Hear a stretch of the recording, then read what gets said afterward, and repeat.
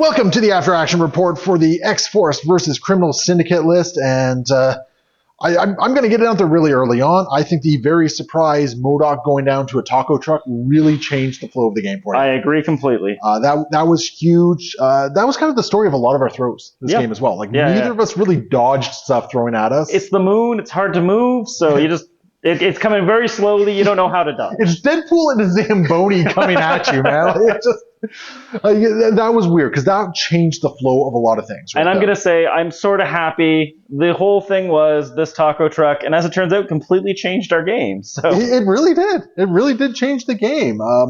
Yeah, because taking out MODOK, first off, that took away a very potent activation for you. Yep. That round. Yep. He had a whole bunch of power. He could have turned around and just done a lot of damage to me. I was secretly giddy because I'm like, oh my god, MODOK's going to have so much power when he starts his turn. I'm going to be able to do everything with him. Oh, yeah. Dice, no. Dice say no. Yeah, because, if you had a chance to activate MODOK, I think Cable was still on 2 health at the time. Yes. I don't think he had flipped just yet. Not yet. So that would be a very easy daze just by throwing something at Cable. Yep. And then you'd have 2 attacks, which could very easily probably KO like Laura or someone else. Yes, yeah. And that was huge. That changed the entire flow of the game, and unfortunately, you weren't really able to get back up that hill. No, and yeah, oftentimes when you're able to remove someone's leadership ability, it kind of changes up their game plan. Yeah, well, I saw a lot of wilds. You were rolling after MODOK went down. Every wild hurt, my friends. Every wild hurt, yeah. Sorry. Because there was a couple of attacks where just that extra point of damage to push things through would have been huge. So I think that was the moment of the game. Just that wild, Cable's going to pick up this taco truck and hurl it at you. Yep. And yeah, that was crazy. It meant I spent a whole bunch of power on Cable. Yep. He had 9 and went down to 5 as a result. Yeah. And I'm glad you corrected me on the size of it because I was originally only spending 3 on that thing. So I'm glad you corrected me there. But okay, so something else that came up during the game, you kept saying it. How do you feel about Deadpool now? Honestly, Deadpool feels like a character now. Even when he was like, crap, he missed his rolls. No, he still was a good model that did a lot of stuff. Like being healthy on that point mattered the entire game. And it was. And leg day made sure he was in the game. Yeah, where he get to make a couple of attacks that were relevant to the game, plus actually be where he needs to be. Yep. It's a shame his dance party didn't go off, but hey, everything else he did, he performed quite well otherwise. Some of us are very happy about that leg day or the dance party not going off. Yeah, no, very, very true. I will say this, while I still think it was the wrong changes for Cable, when he does get within range 3, and thankfully your team kind of facilitated that for me. Yep. Those extra rerolls on his plasma rifle really do make him deadly. Yes, absolutely. So your cat and mouse, I think it's called. Yep. Start of the turn. What do you think of that? Did you feel like it was good? So in this particular matchup, no. No. All right. In this particular matchup, with everyone you have that wants to be at range 2 anyway, who cares? Yeah, exactly. MODOK was the only one it really kind of hurt, like maybe Gwenpool to a small extent. But with the game being very centered in the middle there, cat and mouse was just pretty sneaky, sis. Sorry. Okay. I was talking about cat and mouse, your early game move. Yeah, sorry. Cat and mouse actually, because it got Cable up to here, and which meant with a body slide, I was able to get within range 3 and do things. I think cat and mouse with Cable is very strong at this point. Okay. Because it gets you anything on the midline. It's giving him his rerolls on his plasma rifle. I like the fact that he's closer if he needs to do some end of turn kind of shields, telekinetic shields. He's kind of in the right spot. So. And I think I left him for last as well on top of all that. Yes, you did. So I always had that 2 power just in case. I think it's really powerful. A range 2 place on the medium-sized base followed by a potential body slide by 1. Put him right into a position. He was in the thick of things all game. Yes. He got really lucky when you didn't take him down in that early round. Yep. That would have been, but taking away an activation from him was huge as well. Yes, it was. Yeah, that was pretty awesome.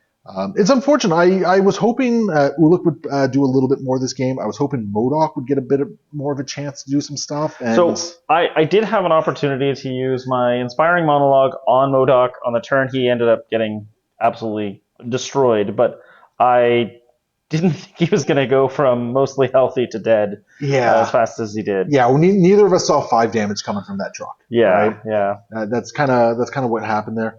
I gotta say, everyone in the X-Force team performed very admirably. and did quite well. And I think my dice averages were sort of like right along that nice curve. Yep. So I never really felt bad spikes. So when the good spike came through, I kind of do feel like we had slightly better attack dice than we did defense dice today. I think that's fair. There was a couple of good defends, but there was a lot more big attacks, I think. So I think that's very fair. I mean, if it wasn't for healing factor on a number of characters, I would be a lot more hurt. I can say the whole time I was seeing you gain a little bit of health here and there, I was like, I wish I had those right now. Yeah, no, it definitely was the case. I think I agree with you that this was a very aggressive game, a lot of big attacks coming through, and I think what happens, I think I had one or two more big attacks than you did. Yeah, well, and I honestly, it was the combination taco truck and that was massive. Thing. Yeah, that was because Cable had just failed to do anything into Ulik. Yep.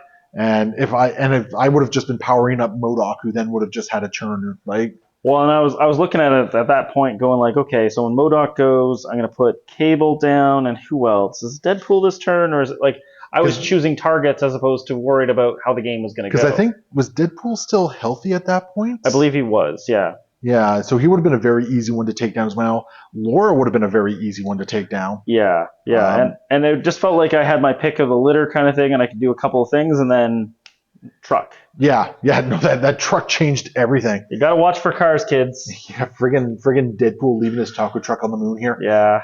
No, that was wild. Like, honestly, up until that point, it was a pretty close, even game. And then I was able to jump ahead of you by about 3 points or so that round. Yep. And it was hard to snowball.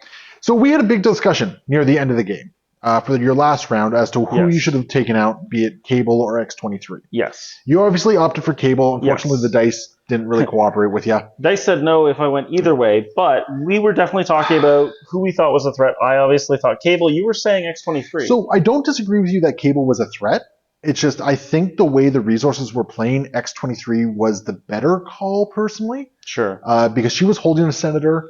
If I wanted to protect her with Cable, he would have to burn what little power he had, which means he wouldn't have been able to interact with these objectives as easily. Because that was the thing. Like, to get to any of these objectives, I would have had to definitely get at least 2 power to body slide. I would have had to have another power to interact with things, which means like he could have potentially been giving up his ability to score points. Yeah. Whereas with X23, between a throw, a 7 dice, and a 5 dice attack, I think you could have peeled off the 5 damage from her. Yeah. That needed to. I definitely was more thinking about the idea that, like, if you did take these points over here, my plan with Ulik was to do my little Crushing Leap. Crushing Leap, yeah, and push Deadpool away and try to steal this point from you. Which is also fair. Yeah. It was a reasonable thing to try, but unfortunately, I was hoping to have X23 activate and go after Gwenpool first, and that was because I definitely felt like Ulik could go down fairly easily. I think he had 4 health left at that point. So 3 or 4, yeah. Yeah, so I felt like X23 could more than accomplish that mission. I also felt like Cable was better at accomplishing that mission. As it turns out, he was very good at it. And I mean, like, and that's fair. I totally agree with you. Cable was dangerous. Like, he had power. He was in range 3 to do a whole bunch of rerolls. But as you were saying, I have to cut through 7 health with this one, 5 with that one. But there is the exceptional healing was a constant threat. I did not use it, and I had 4 characters in this game that were potential targets of it. And I think that is the best way that exceptional healing works, when it's sitting there constantly being a threat for your giant attacks. Okay, so here's a question for you. This is a discussion I've been involved with quite a bit. Exceptional healing. Does it need to be banned, restricted, affiliated? I've had some conversations, notably with the fine host over at the House Party Protocol, who feels that it should be affiliated locked. I believe when he wants it, or restricted. I find the majority of times, if it's affiliation locked, it's going to be locked to Weapon X, which is where it gets used most of the time. Like, it does get used outside of there, but all of a sudden it now means that Psylocke doesn't get to use it. It means that Strucker doesn't get to use it. Characters with I guess they could still make it like, you know, a Weapon X affiliated, but not a Weapon X card type thing. Yeah. But it now means you have to. And of all the characters with healing factor, Psylocke I think is the only one who might see play in Weapon X. Yeah. You're not going to see Strucker there. You're not going to see. I don't think you're going to see Gwenpool, who I think has healing. No, she just has damage reduction. Yeah, she has plot armor. Lizard. I don't think you're going to see Lizard over there. I think for all the characters that aren't being affected by it in Weapon X, none of them really are abusing it, and it's primarily a Weapon X problem thing, right? It also means that Wolverine doesn't get to use Yes. it unless he's in Weapon X, and he's not Weapon X affiliated. I think that And kind of OG Sabretooth. I think that kind of feels bad. Like if they wanted to make it so that it was less useful, because like it's going to be played in X Force, and if they made it so it could only use on X Force characters, I think it just narrows how good it's going to be, and it's already being used in most of those ways. I think I'd rather it go up in a power rather than anything else. I disagree with the going up in power. If I were to change anything, my choice on it would actually be to change the timing on when it's used. Okay. I would say you have to use it at the beginning of the attack. When you're targeted by an attack. Sure. So all of a sudden it means like if that person whiffs, well, too bad. You used healing factor, right? Now, we were talking ahead of time, inspiring monologue versus recalibration matrix. You think that's the weakness of inspiring monologue. Would it be good enough on... I think, okay, so here's the thing. I think even with the change in timing, Exceptional Healing is still a so much better card than Inspiring Monologue. Yeah. But it doesn't become a no-brainer card.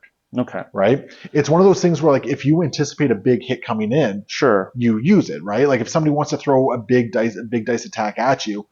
Now, one other change I probably would do on it as well, though, just to kind of make it a little bit better, is probably reduce all damage. Yes. Yeah. So if you're playing it ahead of time, I do think you should get the knowledge that you're not going down anything for it. Yeah. Especially because you're spending the power ahead of time and it may do nothing. Yeah.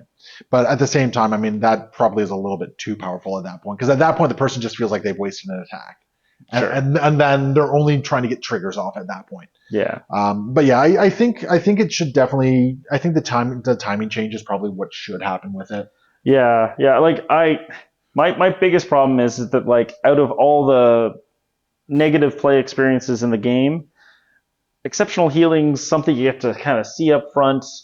It's not like Odin's Blessing, right? So no. It's not like Odin's Blessing when I do a Doom Prophecy all you've got turn with Rhodey and do a empty the clip and just kill myself. But yeah, no, I honestly feel like this is one of those, if it feels bad, it's just a little bad right now. I don't know. I can't see affiliation locking it because it's the area you're worried about abuse is the area they would lock it to. Yeah, I think either way, it's probably worth a longer conversation than this particular video. But yeah, guys, sound off in the comments below. Let us know what you think, what you like, didn't like. Call us out if we missed anything, because there might have been one or two things.